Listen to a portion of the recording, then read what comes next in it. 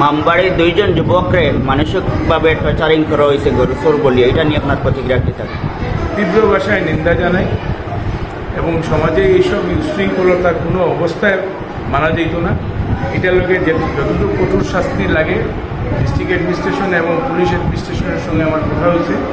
Already DC হিসেবে আমার জানাইছই না, এখন আমি ভোক্তা করেছি যে অলরেডি 60 জন কালপিটকে অ্যারেস্ট করা হয়েছে, আর রেস্ট কালপিট যারা আছে তারা ইমিডিয়েট অ্যারেস্ট করা হইব। এটা কোনো অবস্থায় বরদাস্ত করা যেত না। সমাজে এইসব উশৃঙ্খলতা কোনো সময় মানিয়ে নেওয়া যেত না। এটার লগে এই যে কালপিট যারা এই ঘটনাটা ঘটাইছে এরা কঠোর থেকে কঠোর শাস্তি দেওয়ার লগে যে পদক্ষেপ নেওয়া লাগে তার জন্য আমি আমার তালুকদার কাছ থেকে জানতে চার যে মামবাড়ি মানসিকভাবে দুইজন যুবকের টর্চারিং করা হয়েছে, এটা নিয়ে আপনার প্রতিক্রিয়া কী থাকে? অত্যন্ত নিন্দনীয় ঘটনা এবং সমাজের লাগে এটা অনেক ক্ষতিকারক।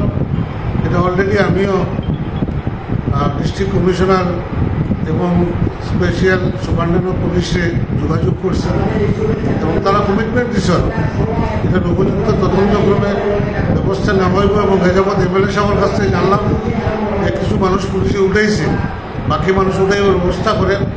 চতুর্থ দিক থেকে এটা প্রতিক্রিয়া বিভিন্নভাবে আসতেছে, এটাকে কন্ট্রোল করার লাগিয়া প্রশাসনকে অনুরোধ জানাইয়া আর ভবিষ্যতে এই ধরনের কোনো ঘটনা যেন না ঘটে তার লাগেও আহ্বান জানাইয়া আর এই ঘটনার তীব্র নিন্দা জানাই, ধিক্ষার জানাই।